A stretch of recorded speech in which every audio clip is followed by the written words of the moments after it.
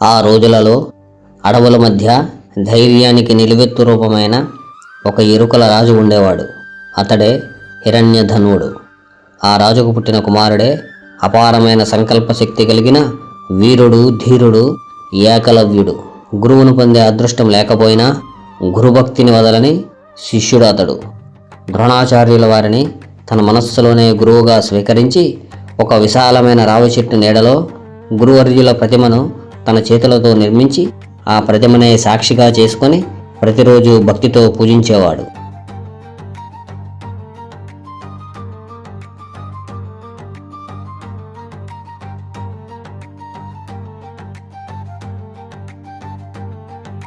ఆ ప్రతిమ ఎదుటే కూర్చొని దీక్షతో ధ్యానంలో లీనమై ధ్యానంలోనే గురువుగారు బోధిస్తున్నట్లుగా భావిస్తూ అపారమైన ఏకాగ్రతతో ధనుర్విద్యను అభ్యసించసాగాడు.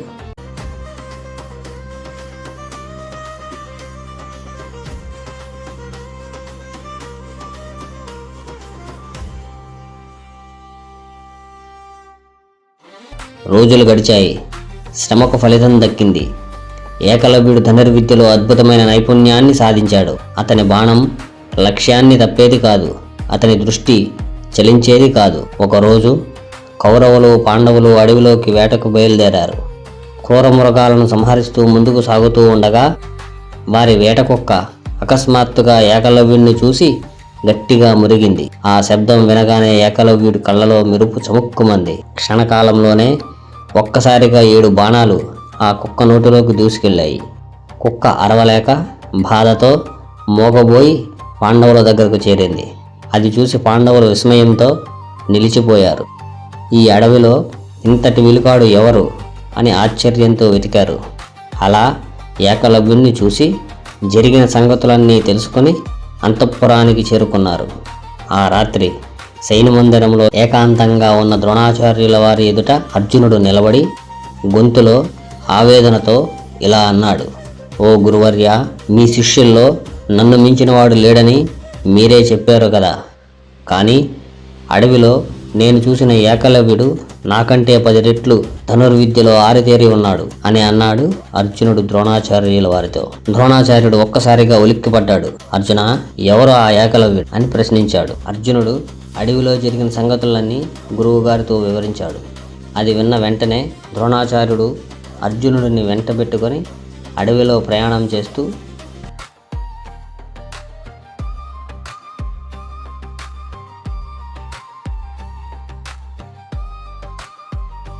ఏకలవ్యుడి కుటీరానికి చేరుకున్నారు. అక్కడ రావి చెట్టు క్రింద ద్రోణాచార్యుల వారి ప్రతిమ ఎదుట కూర్చుని ధ్యానంలో లీనమై ఏకాగ్రతతో ఉన్న ఏకలవ్యుడిని చూశాడు ద్రోణాచార్యుల వారు. ఆ దృశ్యం చూసి ద్రోణాచార్యుల హృదయం కదిలింది. దగ్గరికి వెళ్ళి, ఎవరు నాయనా నువ్వు అని ప్రశ్నించాడు. ఆ శబ్దం వినగానే ధ్యానం నుంచి మేల్కొని వెనక్కి తిరిగిన ఏకలవ్యుడు తన ఎదుట సాక్షాత్తు గురువర్యులనే చూసి ఆనందంతో కళ్ళు చెవర్చాయి.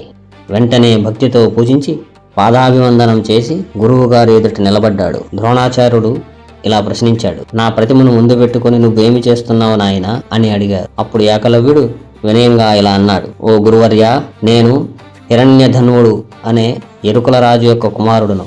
నా పేరు ఏకలవ్యుడు. మీ ప్రతిమనే గురుస్వరూపంగా భావించి మనస, వాచ, కర్మణ మీరే నా గురువుగా స్వీకరించి మీ ధ్యానంలోనే విద్యను అభ్యసిస్తున్నాను అని అన్నాడు ఏకలవ్యుడు.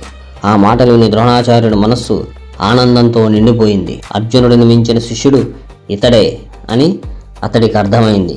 కానీ అర్జునుడికి ఇచ్చిన మాట గుర్తుకొచ్చింది ద్రోణాచార్యుల వారికి. అర్జునుడికి మించిన శిష్యుడు ఉండకూడదు అనే భావన అంతే. ద్రోణాచార్యుడు మనసును కఠినం చేసుకొని ఇలా అన్నాడు: ఓ ఏకలవ్య, నన్ను గురువుగా భావించి విద్యను అభ్యసించావు కాబట్టి గురుదక్షిణ ఇవ్వవలసిందే అని అన్నాడు. నువ్వు ఏమి ఇవ్వగలవు ఓ ఏకలవ్య అని అడిగాడు ద్రోణాచార్యుల వారు. ఏకలవ్యుడు ఒక్క క్షణం కూడా ఆలోచించలేదు.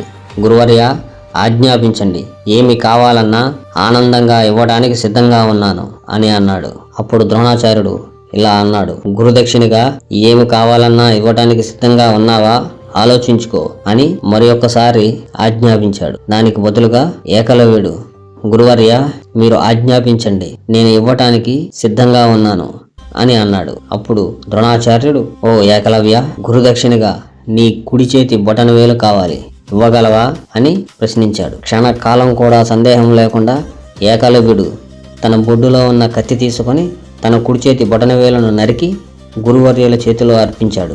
అది చూసి ద్రోణాచార్యుడు కదిలిపోయాడు.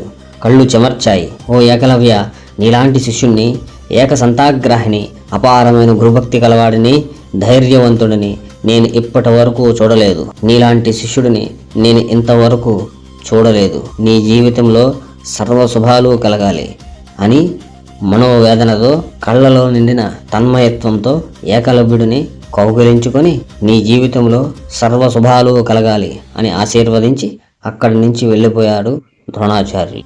ఫ్రెండ్స్, మీకు కూడా ఏకలవ్యుడు లాంటి మంచి సంకల్పాలు కలగాలని కోరుకుంటూ ఈ వీడియో మీకు నచ్చినట్లయితే లైక్ చేయండి. ఇలాంటి మంచి విషయాలను మీ ఫ్రెండ్స్కు షేర్ చేయండి. మన ఛానల్ను మొదటిసారి చూస్తున్నట్లయితే కనుక సబ్స్క్రైబ్ చేసుకోండి.